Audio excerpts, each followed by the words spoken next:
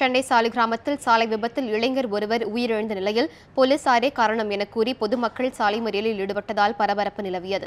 சாலிகிராமம் 80 அடி சாலை விபத்தில் இன்று இருசக்கர வாகனத்தில் இளைஞர்கள் 3 பேர் சென்று கொண்டிருந்த போது பாதுகாப்பு பணியில் இருந்த போக்குவரத்து காவலர் ஆய்வாளர் அவர்களை தடுத்து நிறுத்தியதாக கூறப்படுகிறது.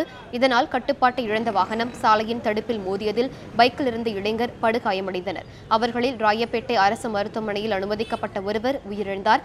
இதனால் ஆத்திரமடைந்த பொதுமக்கள் போலீசாரை கண்டித்து சாலிகிராமம் பகுதியில் மறியலில் ஈடுபட்டனர். அங்கிருந்த காவல்துறையினர் வாகனத்தையும் அடித்து நொறுக்கியதால் பதற்றம் ஏற்பட்டது.